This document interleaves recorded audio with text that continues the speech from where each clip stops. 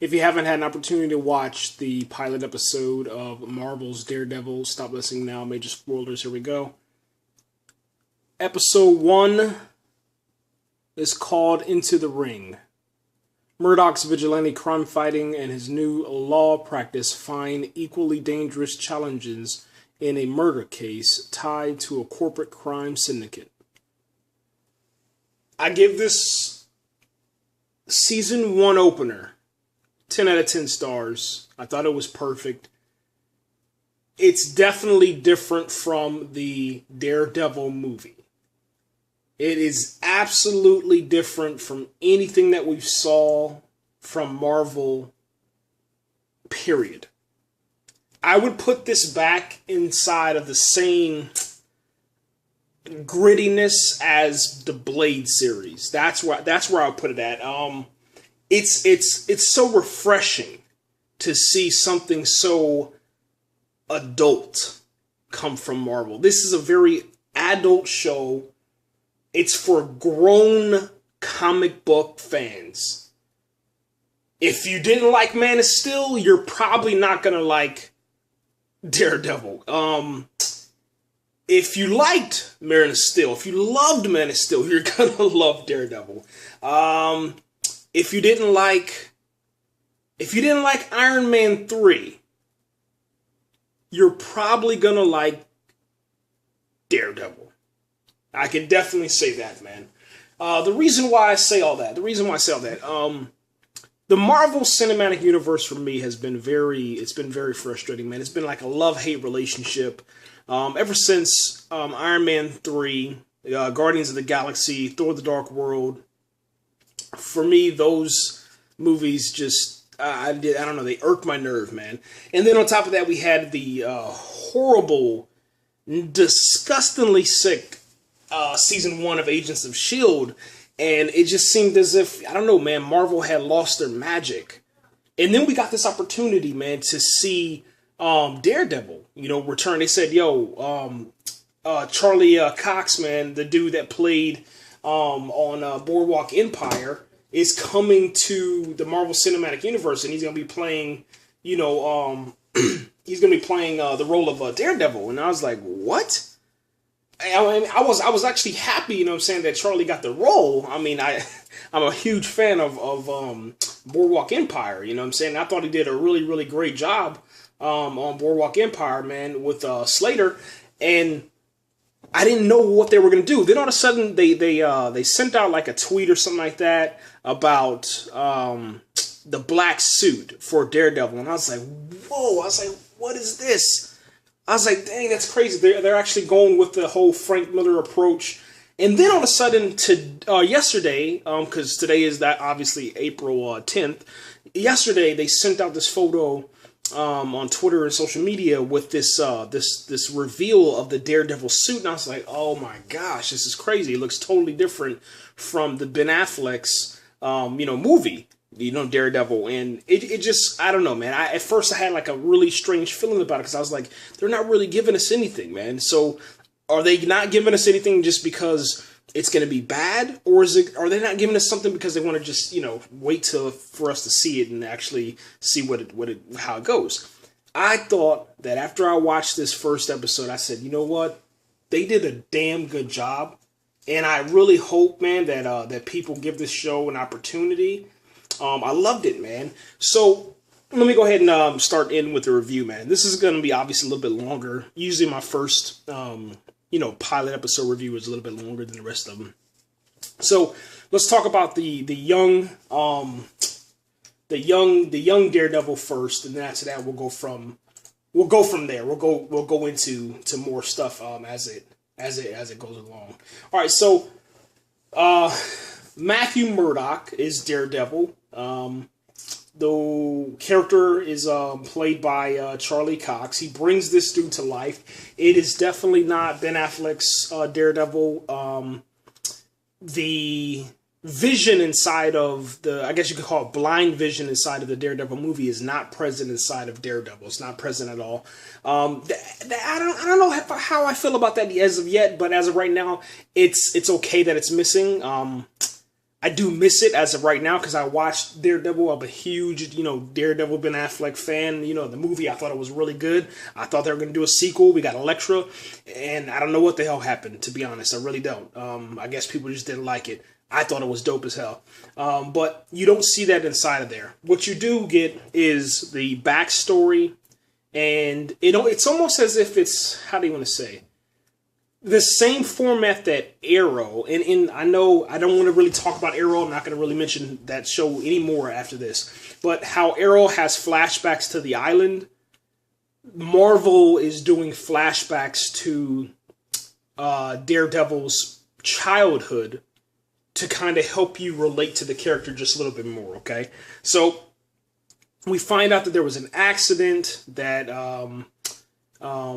the young Murdock actually saved some people. He pushed them out the way, and then he ended up getting hurt and injured, and his eyes got some gasoline or some sort of chemical on his eyes, and that's what blinds him, man. What was crazy is that they actually showed you the vision. So, like, it's a first-person view, and his father runs up to him. He's like, Matty, where are you? What happened or whatever? And then all of a sudden he's like, I can't see, Dad, I can't see. And then his eyes, the screen starts to, from the outside, starts to kind of like cake in and close in. Then it blacks out. It goes pitch black. It's really a crazy scene, man. Like, if you are a fan of Daredevil, man, it's like everything that you imagined it would be like. You know what I'm saying? Even on the small screen, big screen, whatever. It's something that they really took their time. They thought it out. They said, you know what? Let's give the fans just a little bit something more. Let's kind of bring them in. So you really do feel the pain that he's in because the kid was able to see. He was able to walk and see and talk and all that stuff. And then now you're taking away his sight. How is that going to change him? How's that going to affect him? And, his parents' relationship with him, how's that's going to work, financial troubles, etc. And then after that, put on top of that, you're stuck inside of Hell's Kitchen. So how's that going to work, man? You get to see Hell's Kitchen from the, how do you want to say, a progressive state, a progression of when it was like a really decent sort of town, sort of city, all the way into what it is now, when it's like this virus, man, this sickness, this disease that needs to be eradicated. And that's what, Matthew Murdock wants to, I guess, do. Wants to take the sickness and disease out of the city and bring it back. Now, they have only been being a lawyer, him and this guy called Foggy Nelson. And Foggy Nelson is like the comedic relief to the show. And it's really, really good. At first, I was like, not who the hell, but like, why would you bring in this guy, Eldon Henson? Why him? Why would you choose him? I mean, I understood about everybody else that you chose. Deborah and Woll, man, she did great inside of True Blood with baby vamp Jessica, man.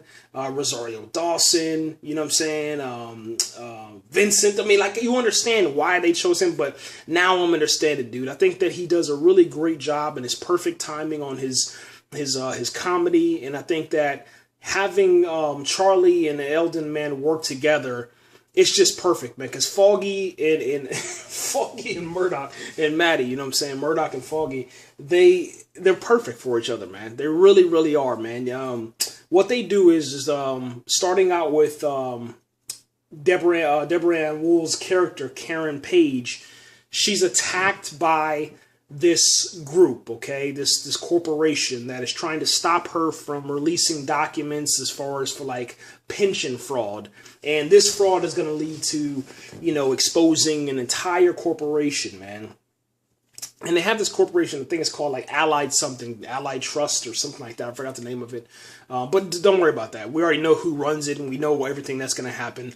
It's one of Kingpin's companies, you know what I'm saying? And I think that we'll end up seeing him probably in like episode 4 or 5 because it's picking up this pace, man. I'm on episode 3 right now, but I just want to stop real quick and pause and do a review.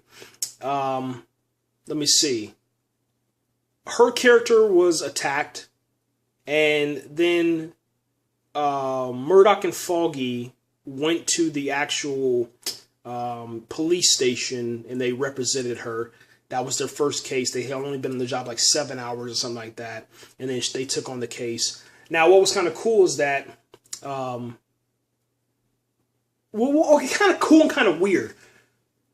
Murdock takes Karen back to his place. She doesn't know the guy, but I guess she feels safe or something like that. I have no clue. Anyway, she takes off her shirt in front of him because he's a blind guy. Now, earlier on in the episode, they were saying like there's a lot of things that blind people get away with. It was just weird. One of them weird moments, man. You know, like why would you take your shirt off in front of somebody that you don't know? I mean, it's just weird or whatever. But there's a lot of things, man. Like Foggy likes Karen, or he flirts with Karen all the time. And I think Karen actually likes, Murdock, Daredevil.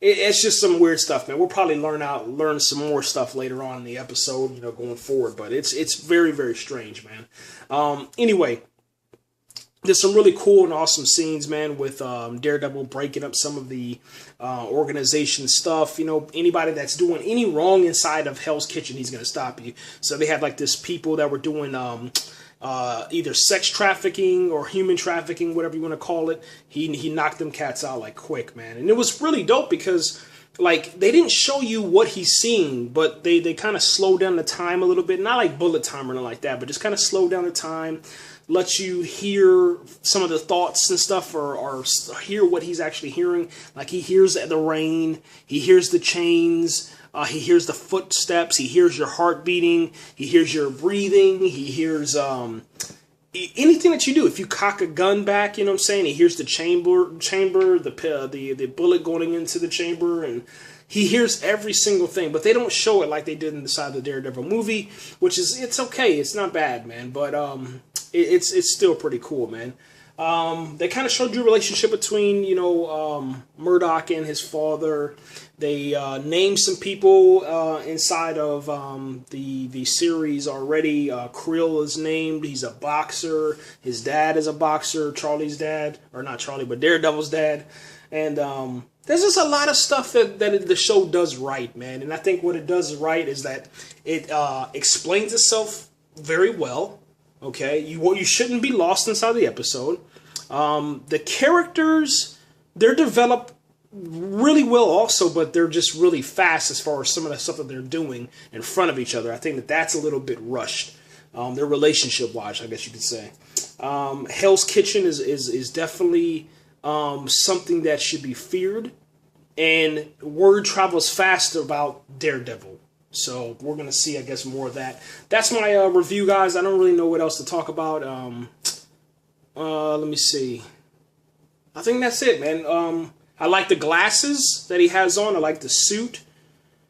I like the black suit better right now. And after I saw that picture of that red suit, I don't want him to leave the black suit, to be honest, man. The how do you want to say it? The black suit with the head piece is really, really big. It's really giant. They should do something with that, and so is the red one. It looks really ridiculous, but other than that, man, I really love the show, man. 10 out of 10 stars, man. Right here, guys. We're going to continue reviewing every single episode after we're done with them. Right here.